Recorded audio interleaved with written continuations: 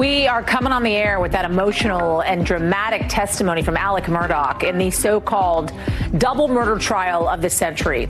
He says he didn't kill his wife and son, the Hail Mary pitch to the jury in his own words. Plus, about 1 million people don't have power after the huge snowstorm that blew through the Midwest. And the next place under blizzard warnings, California. We have got the forecast for you.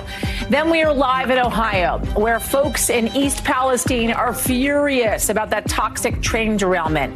And a visit from the transportation secretary is not changing that. Also, we're getting new details on how the crash happened in the first place. Plus, in tonight's backstory, we are pulling back the curtain on the president's trip to Ukraine with one of only 2 reporters on the trip.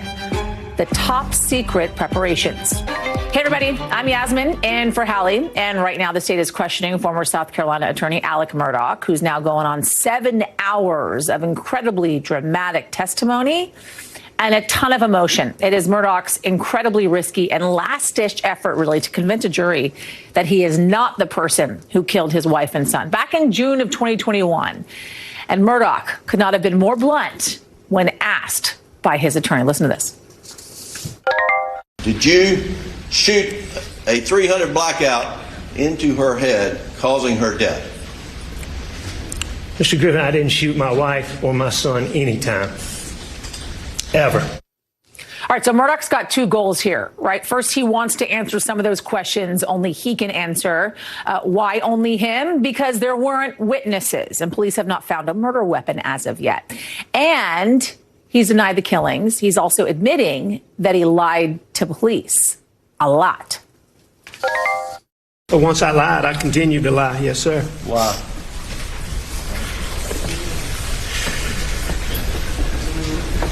You know, oh, what a tangled web we weave.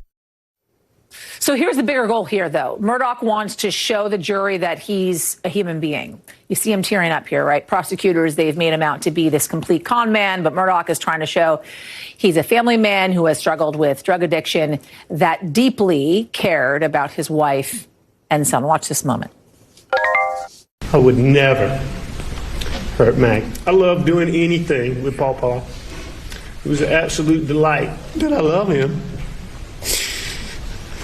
like no other. Saw what y'all have seen pictures of. You can see his brain laying on the sidewalk. I didn't know what to do. That's when we buried them, along with my dad, on Sunday. So we're going to get the legal analysis from Angela Sanadella in just a moment, but want to go right to the ground first to Walterboro, South Carolina, with Katie Beck standing by for us. Katie, good to talk to you as always. What are you hearing from the state here in the last couple of minutes? How are they opening the cross? Yeah, cross-examination started with going right after the privilege, the legal prominent family here in South Carolina, and things that perhaps Alec Murdaugh did to avoid accountability in the past, bringing up the fact that he had a prosecutor's badge sitting on his dash so that in case he got pulled over, he might get a favorable response from the police. He also had blue lights installed in his car. They were talking about things that sort of might indicate someone who thought they were above the law, perhaps had no consequence. They then went directly into some of the financial evidence, which, as we've heard from the defense, they strenuously objected to being part of this. They wanted to keep that evidence out. We knew the prosecutors would bring it up, and they did. On the stand, Alec admitting to stealing a lot of money from his clients and apologizing for it. Here's what he said.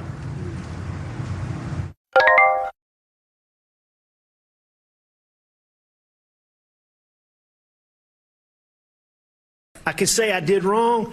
I stole money that wasn't mine, and I shouldn't have done it. All right. And it was terrible what I did.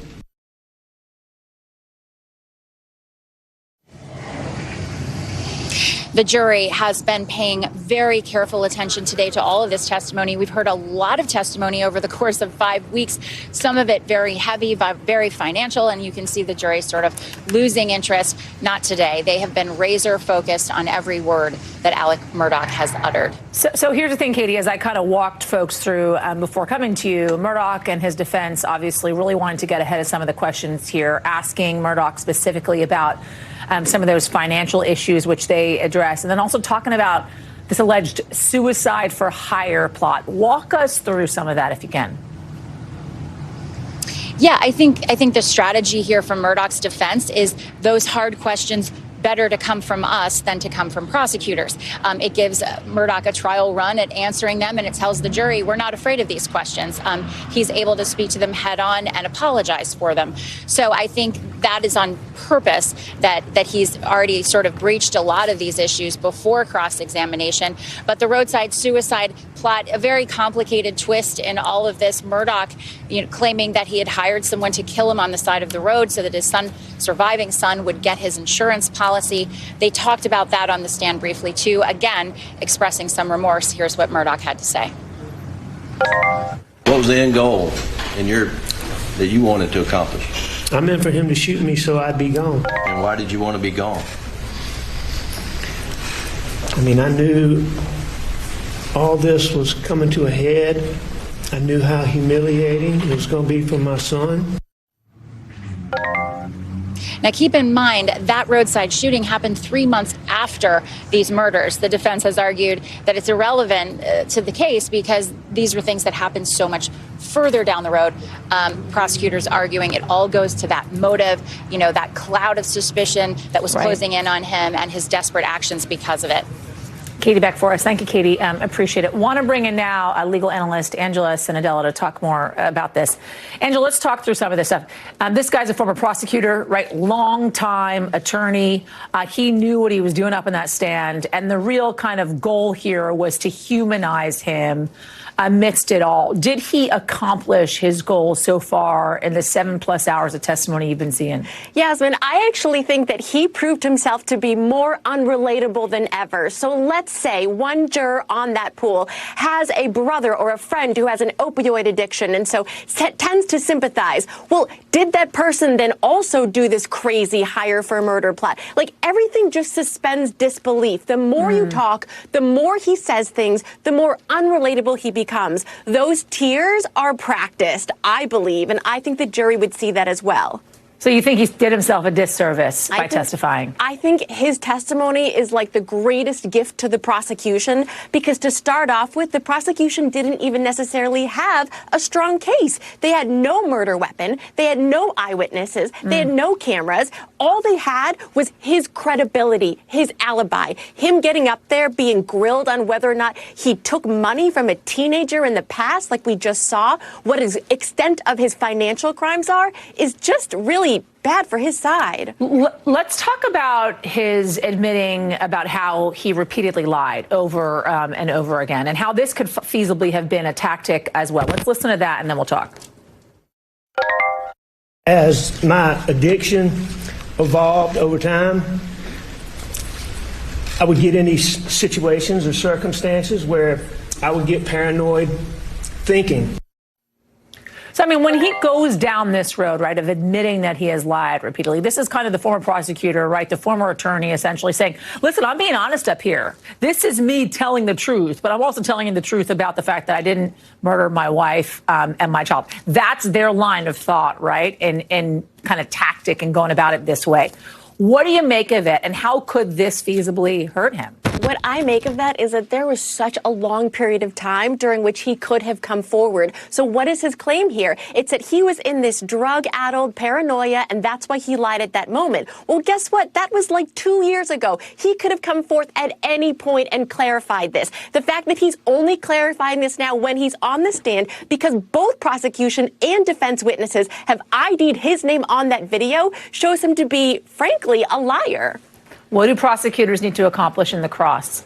Well, I think they're already doing a great job. They have to show that he is a liar. It's almost like a house of cards. Once the jury starts to believe that he is a liar of any sort, then everything falls. And that's why we saw the defense trying so hard to exclude the financial crimes from the cross. But the fact that the judge did not allow that, and that's what we're seeing here. We're seeing them delve into the fact that he is a proven liar. If you're a proven liar, your entire story falls apart. Angela Cianadella, as always, we thank you. All right, everybody, across the country, nearly 1 million people are without power tonight after a winter storm slammed states with tons of snow, ice, heavy winds as well. Michigan alone, 800,000 people have no power. The energy company there in Detroit saying the power won't be back on until Sunday amidst these frigid temperatures. And further east in Paw Paw, Michigan, a downed power line killed a volunteer firefighter. The fire chief announcing his death earlier in an emotional moment. Volunteer this time here for free. Gave us life for free. And then a new storm is headed to California, where people are not used to this kind of weather. Snow's already covering mountains in the Bay Area, while down in Southern California, some wild weather is starting as well. Look at this.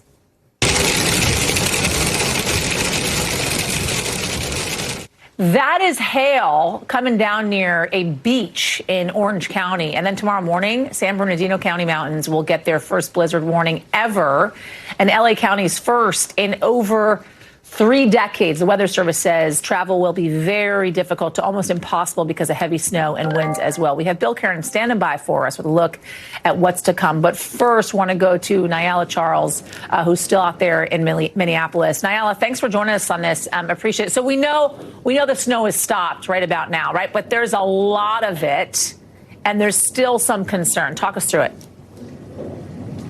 Right, so the snowstorm has now passed Minneapolis, and in its wake, it has left this nice gift of 15 inches of snow. The driving conditions, though, still dangerously bad, and that's why officials are telling people not to drive because they need to clear all of this snow out of the way. Overnight into the morning, snow was coming fast, 1 to 2 inches every single hour. So that's why, despite the fact that the snow stopped hours ago, Yasmin, there's still a lot of snow on the ground. Most of the roads here completely covered still. And now that the sun's out going forward, the issue is also going to be black ice, which is also dangerous. Over the last couple of days, we've seen hundreds of crashes and spinouts. And the problem is sometimes when the sun comes out, it gives people a false sense of security. So that's why they're still urging drivers to be careful. Yasmin? Talk about, if you will, Nyala, the cleanup efforts, right? Because Minneapolis, they have snow, they have a lot of cold weather. They know how to deal with stuff like this. How difficult is it because of the amount of snow they're dealing with?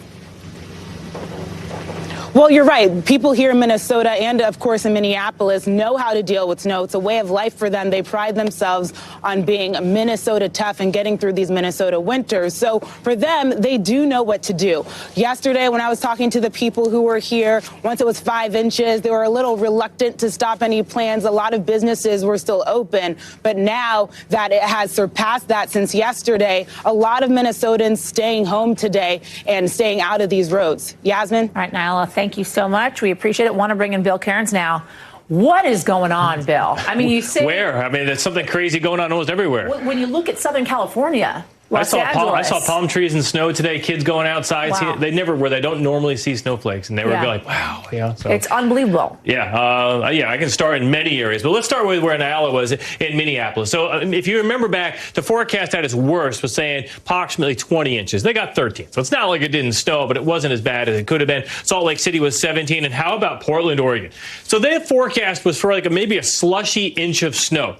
By the time yesterday was finished, they had 11 inches of snow in Portland, Oregon, second highest snowfall they've ever recorded. So that's like wild headline right there. So now we're focusing on the West because the storm is over in the Great Lakes, the New England area, and in the Midwest. 11 million people under advisories. Obviously getting the headlines is the blizzard warnings in the hills outside of L.A. and the portions of the Sierra, a couple other spots too. And this will be the storm moving from tonight through tomorrow and finally exiting as we head into the weekend. And so why is it so cold in California?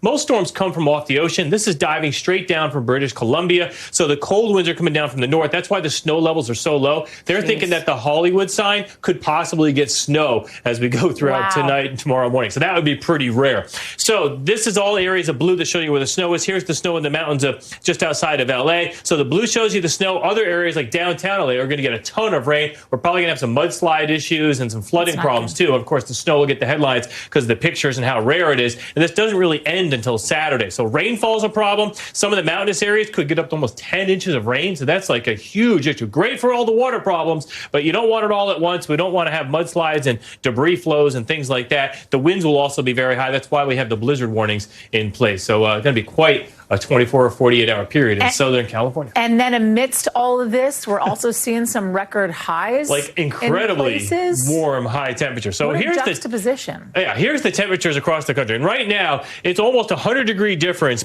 from central Florida. I know one location's at 90, and Montana's -6, Fargo's at -5. So we have pure Arctic air to the north behind the storm that we just dealt with. So the cleanup is not fun in Minneapolis and everywhere. Look at Sioux City, -18. And all that cold air is now heading down into areas of the south. But ahead of it is the really warm air. Today was 85 in Nashville, broke their all-time February record high. It was 81 in D.C. Jeez. And if that 85 temperature verifies in Tennessee, it could be the warmest temperature Tennessee's ever measured in any winter month going back through history. Unbelievable. Mother Nature cannot decide what is happening right now. It's pretty wild right now. It is pretty wild. Bill Cairns is always my friend. Great to see you. Thank you. All right, frustrations, everybody, right now high in East Palestine, Ohio. Transportation Secretary Pete Buttigieg says the White House will force Norfolk Southern to pay for the consequences of that toxic train derailment in his first trip to the village since the crash almost 3 weeks ago. As long as Norfolk Southern is running trains on this track, and as long as anybody is feeling the impacts of this disaster, Norfolk Southern has to be there. The latest in this revolving door of politicians coming in and out of that community, really needing help right now. And in D.C., Senate staff is getting briefed on the derailment today. All of this as the National Transportation Safety Board shares new clues about how this train crash and toxic spill even happened, saying this investigation, it's not about politics. Enough with the politics. I don't understand why this has gotten so political. This is a community that is suffering. So in the preliminary report, the NTSB points to a piece of the train that was overheating at one point, 253 degrees hotter than normal. And the crew tried to slow down and stop the train before it, in fact, derailed. A lot of revelations here amidst all this. Ron Allen standing by for us in East Palestine, Ohio. Ron, thanks for covering this for us. Buttigieg has faced some criticism for not going to Ohio sooner. What's he saying now? And what kind of response is the community giving? He, too, like the NTSB chair, wanted to stay above the politics and keep all the politics out of this. And he challenged anyone who was being political about this to get on board with trying to change some of the regulations and laws in this country that govern and apply to rail safety. He says that has been the problem. There's been a lot of resistance to changing things that could have made the rails here, in this case, safer, blaming not just Congress and previous and successive administrations, but also blaming the rail industry, especially blaming the rail industry for being focused on cutting costs, keeping costs down, and making more and more money, more and more profits. But I did ask him if he, in the face of the criticism of not coming sooner, if he thought in hindsight whether he'd made a mistake. Here's what he had to say. You know, what I tried to do was balance two things. My desire to be involved and engaged and on the ground, which is how I am generally wired to act, and my desire to follow the norm of transportation secretaries. I'll do some thinking about whether I got that balance right.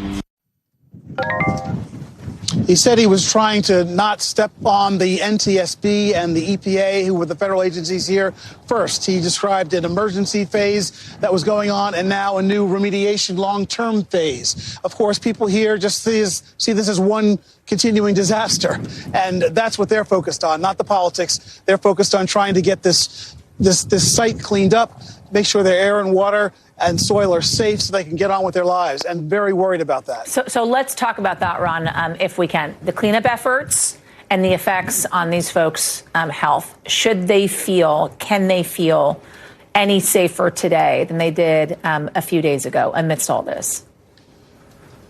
You know, I think that's a question for the medical health professionals. People still complain about persistent problems. They have been complaining about this from the start.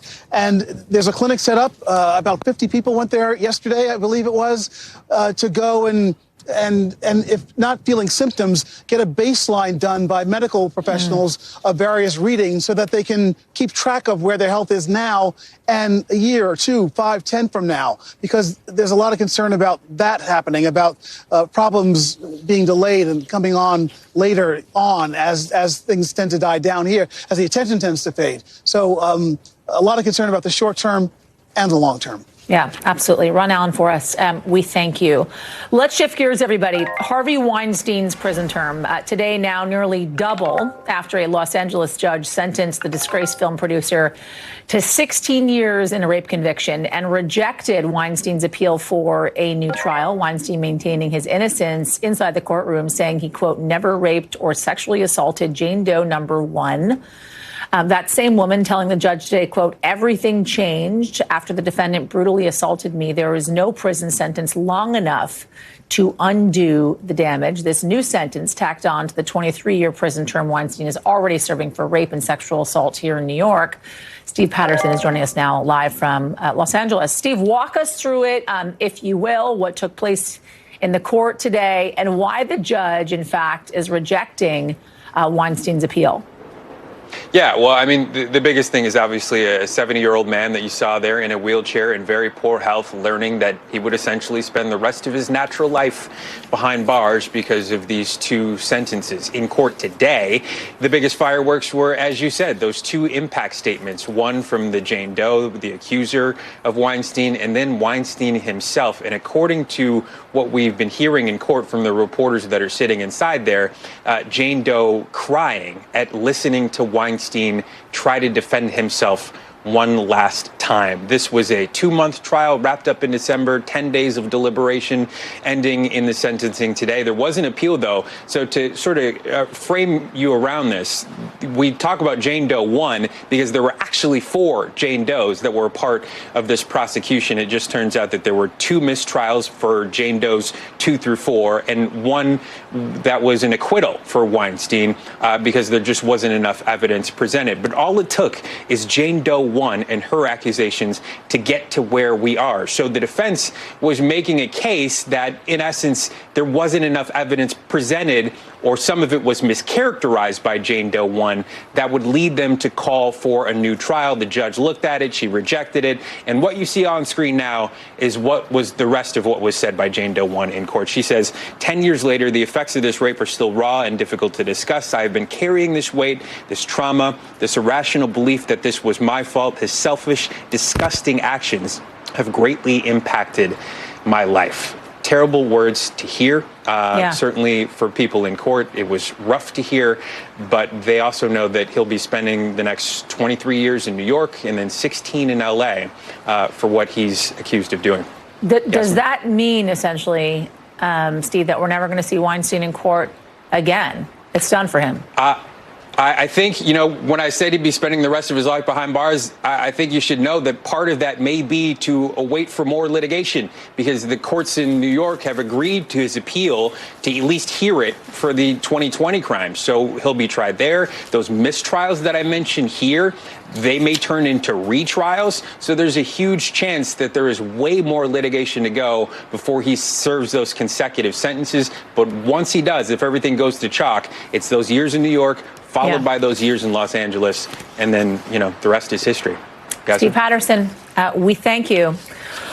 All right, new serious federal charges today for the founder of crypto exchange FTX, Sam Bankman-Fried. The DOJ filing 4 new charges against the former crypto king, accusing him of commodities fraud and illegal political contributions. If found guilty of these new charges, SBF would face an additional 40 years in prison on top of any other convictions from the previous indictment. NBC's Tom Winter is joining us now with more on this. Tom, good to talk to you.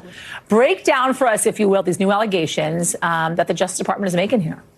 Well, Yasmin, you ticked it off there. I think the key component of this, as far as the long-term fate of Sam Bankman-Fried, is that this could add those additional 40 years that you referenced based on the new charges today. Now, some of these charges were the types of things that we might expect at this stage of the investigation. When we first got the indictment, it was only about 14 pages or so, very bare bones, something that we're not used to from federal prosecutors in New York. Today's indictment expanded on that, particularly in the area of campaign finance, focusing on the donations. Now, he gave both to Democrats and Republicans, though more to Democrats over the past couple of years. And they keyed in on this idea that he used straw donors, basically individuals who receive money from him to donate to political causes. That's not something that you're allowed to do. You have to. The money has to be from you. It's not something where somebody can pay you to make a donation, and that is illegal.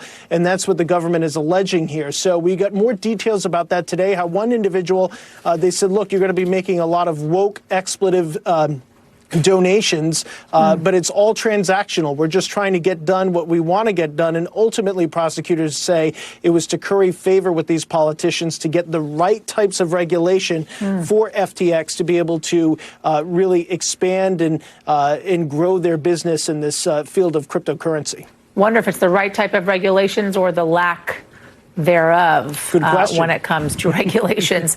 Tom Winterforest, thank you, my friend.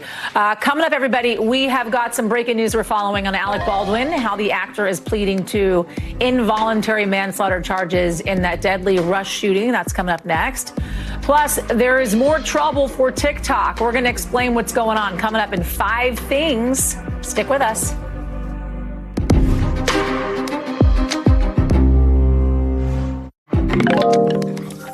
All right, the suspect in Wednesday's tragic shootings in Orlando waived his initial appearance in court today as investigators search for a motive. 3 people, including a 9-year-old girl and a local TV reporter, are now dead. 24-year-old Dylan Lyons was killed while reporting on an earlier homicide. The suspect returned to the crime scene and opened fire on a vehicle, killing Lyons and injuring a photojournalist. The suspect then walked into a nearby home, shooting 9-year-old Tiana Major and her mother. The little girl's mother and the photojournalist are both in critical condition. The 19-year-old suspect is being held without bond. Guad Venegas is joining us now with more on this. Guad, good to talk to you. The suspect returning to the scene of an earlier shooting where he is also suspected now of killing someone. Tell us about how this all unfolded.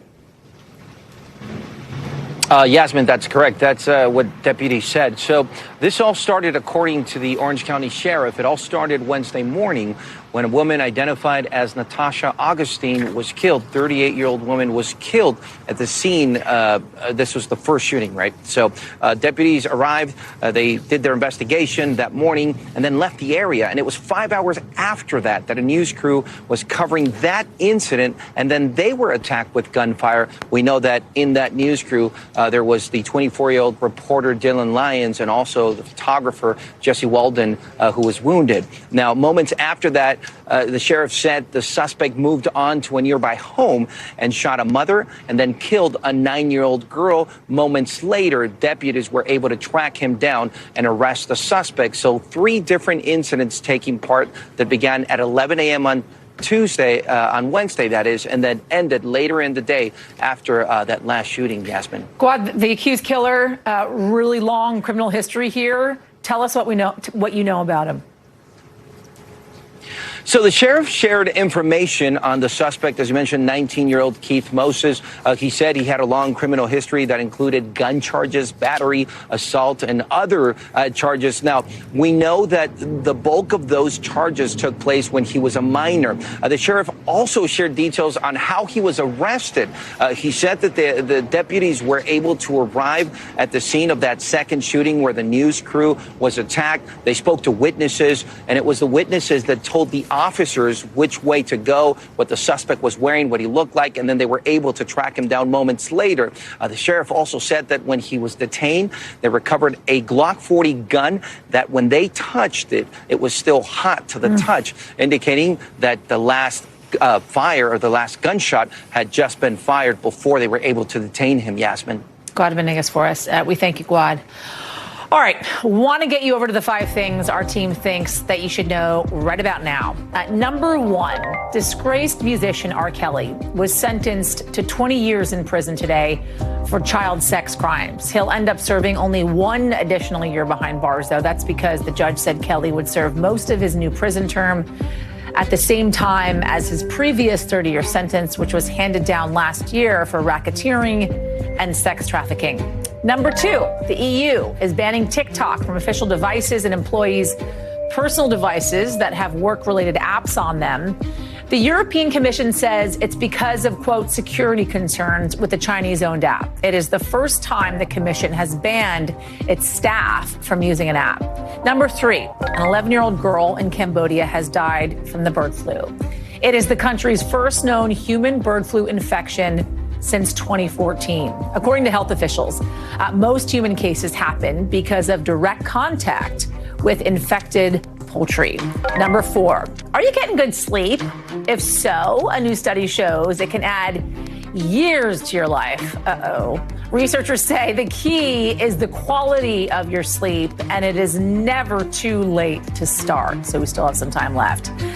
The 5 factors to getting quality sleep are sleeping 7 to 8 hours a night, having no difficulty falling asleep or staying asleep, not using any sleep medication, and being well rested. The studies show people who have all 5 of these things are 30% less likely to die of any cause. Number 5, a metal sphere that washed up on a beach in Japan has been removed, according to local media there. Police and a bomb squad were sent to check out the object, and authorities even conducted X-ray exams to confirm it was safe, but they still aren't sure what the object is. It is time to get to our backstory, everybody. Behind the scenes look at how a story comes together and how it fits into this bigger picture. President Biden is back in Washington after his whirlwind trip to Poland and Ukraine this week. It was the first time a sitting U.S. president has ever visited an active war zone that was not controlled by the United States naturally. Secrecy and security were super important amidst it all. The journey included an early morning flight to an Air Force base in Germany, then a 10-hour nighttime train into Kyiv, and the usual dozen or so reporters in the White House travel pool was limited to just 2. The Wall Street Journal's Sabrina Siddiqui was one of them. She joins us now to talk about the experience. Sabrina, welcome back. What an incredible experience for you to have as a journalist to accompany the president, obviously, into Ukraine. This secret trip was in the works, from what we know now, for months. You were only told about it, though, last Friday. How did it come together? Well, as you noted, this has been a trip that has been meticulously planned by very few people within the administration for months.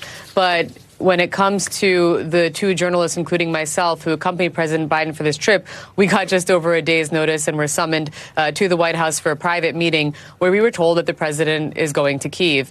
And we were sworn to secrecy, only allowed to tell our spouses and 1 editor, just so that people are aware that you are traveling to a conflict zone and that you will be unreachable, because we were told that for this trip, our phones would also be taken away, and any devices with Bluetooth or Wi-Fi, just anything that would compromise the president's location during what was an incredibly long journey, starting in Washington and then eventually landing him in Ukraine's capital city. And so it was really not until after much of the trip was complete that we were granted permission to report out more of how the White House got the president in and out of the country and all of the steps along the way. Tell us about some of the steps in getting to Kyiv. From what I understand, it was a multi-step process. Well, an email came to our inboxes saying arrival instructions for the golf tourney, which was code for telling those who were going on this trip to show up at Andrews Air Force Base in the early hours of Sunday morning. President Biden took off at 4:15 in the morning with the shades of the plane drawn, smaller plane than the larger Air Force One, and then eventually landed at Ramstein Air Force Base in Germany after a roughly 7-hour flight for a refueling stop. And no one got off the plane for that stop. The shades remained drawn again to not draw any attention to the plane. Then we land in a city in southeastern Poland, Rzeszów. I should say that a lot of the Polish cities are not quite pronounced as you might see them on your screen. And then from Rzeszów, it was a 1-hour motorcade to where the train station in Przemyśl. Now, the 1-hour motorcade was not your typical motorcade, did not have the Beast, the president's vehicle. They didn't even use the sirens because we're traveling along an eastbound highway for about an hour, did not want to attract any attention. And the idea was to blend in with the regular flow of traffic, which is very unusual. So, eventually then after a 10-hour train ride, we found ourselves in Kyiv. I don't know what's better, being invited on this super secret trip, historic trip into the capital city there with the president of the United States to meet with his counterpart there in Ukraine, or having it be your first trip after returning from maternity leave. I mean, nothing could be better than that, and such a story to tell your little one day. Sabrina Siddiqui, we thank you. Appreciate it. Thank you so much. All right, a conservative federal judge in Texas could issue a major decision as soon as tomorrow that could seriously impact abortion access across the country. He's going to decide whether to ban an abortion pill. A group of anti-abortion doctors is suing the FDA, trying to overturn the agency's approval of mifepristone, one of the primary pills used in medication abortions. When it's used with another drug, it's the most common abortion method in this country. The FDA approved it back in 2000. All right, still to come, everybody, some breaking news on Alec Baldwin. He is pleading not guilty to involuntary manslaughter charges. Details on that coming up next.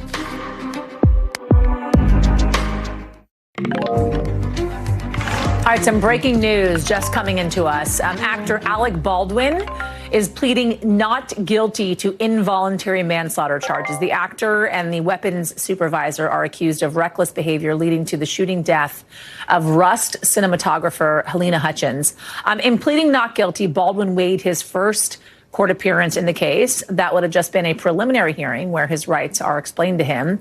The move sets up a probable cause hearing for some time in the next few months to see if a judge thinks the charges should stick. The suspect in the Club Q mass shooting will be going to trial. The judge made the ruling earlier after a 2-day hearing. He said the suspect will stand trial on all 323 charges, including bias-motivated crime. Those are the charges the defense really pushed against. You'll remember the suspect is accused of entering a bar in Colorado Springs, opening fire, killing 5 people and injuring nearly 24 others. Want to bring in NBC's Maura Barrett, who's been covering this story for us. Maura, good to talk to you. What more are you hearing on this? Well, Yasmin, the big question with this preliminary trial was whether the judge was going to uphold those hate crime charges. The defense argued, as investigators testified, that the suspect, Anderson Lee Aldrich, was prescribed many medications to treat symptoms of depression, anxiety, PTSD, schizophrenia, a range of mental illnesses. And they testified that the suspect told them that they had taken several drugs, fentanyl, cocaine, Adderall, prior to the shooting and hadn't slept for several days before. And defense lawyers tried to argue that because Aldrich expressed remorse after the fact, that it didn't line up with a targeted hate crime. Now, the judge said that there is probable cause and they will move forward with the trial. But this came after a day and a half of pretty graphic images being shown in court. We did get the permission to release some of them on air. The court previously had a ruling that we couldn't. But you'll see on your screen some images of what they found in the suspect's home, a rainbow-colored target, as well as an image that they shared on the internet of a rifle scope overlaying a gay pride parade. So in terms of those bias-motivated crimes or those hate crimes, that's definitely going to be a focus of the trial that we see coming up probably in the next year or so, the district attorney says. But the next step is the suspect's arraignment at the end of May. And we will be watching as this develops. Maura Barrett for us. Thank you. All right, NBC covers hundreds of stories each day. And because you couldn't possibly read, watch, or listen to them all, our bureau teams have done it for you. This is what they tell us is going down in their regions in a segment that we call The Local. From our Southern Bureau, college students across Florida walked out of classes today. They're protesting Governor Ron DeSantis' education policies, like the controversial Don't Say Gay bill, and his promises to defund diversity programs. The governor defends the move, saying he wants to, quote, refocus Florida schools.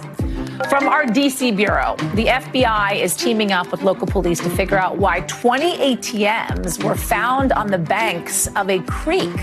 Locals have reportedly been complaining about it for a while. Park officials say they've already removed some of the ATMs. No word on how they got there. And then from our Western Bureau, the Arizona Cardinals are hiring Nick Rales as their defensive coordinator. Why is that a big deal? He's only 29 years old, the youngest in the NFL. He is telling reporters, quote, experience is not synonymous with knowledge. All right, that wraps the hour for me. We're going to have more for you here tomorrow, same time, same place. Coverage picks up right now.